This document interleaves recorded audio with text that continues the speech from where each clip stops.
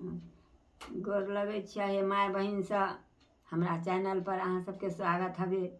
हम मिथिलावासी छठ गीत सुनाबै छी, अच्छा लागे तो हमरा चैनल पर सब्सक्राइब कर देब, वीडियो पर लाइक करब, हमरा मौका देव, आगे हम अच्छा अच्छा गीत सुनाए। गोबर लाबे गेलियाई हो दीनानाथ गैया के बाथान। गोबर लाबे गेलिए हो दीनानाथ गैया के बाथान।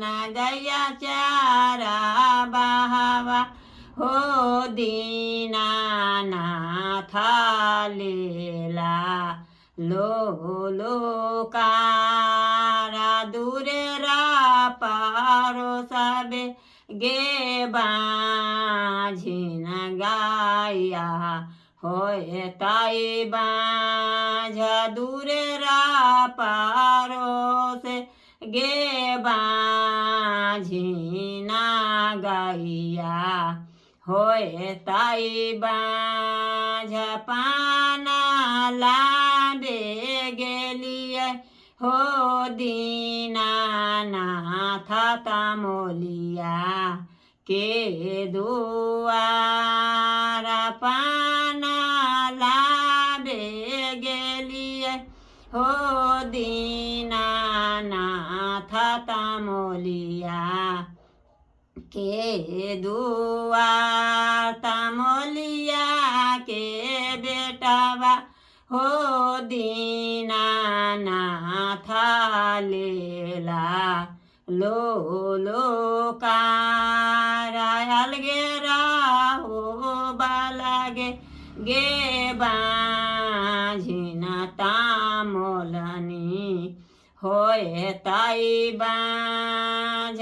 फूल लाबे गेलिए हो दीनानाथ मालिबा के दुआरा। मालिया के बेटावा हो दीनानाथ लेला लो लोकारा। अलगे राहो बालागे गे बाझिन मालिनिया होए ताई बाझ। कसेली लाबे गेलिए हो दीनानाथ जोगिया के दुआरा। जोगिया के बेटावा हो दीनानाथ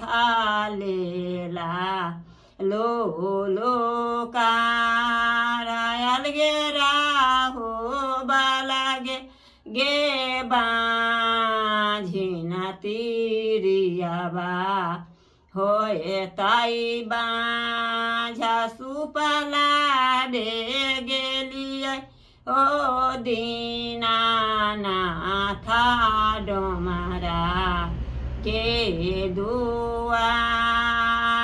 डोमरा के बेटावा हो दीनानाथ लेला लो लोकारा।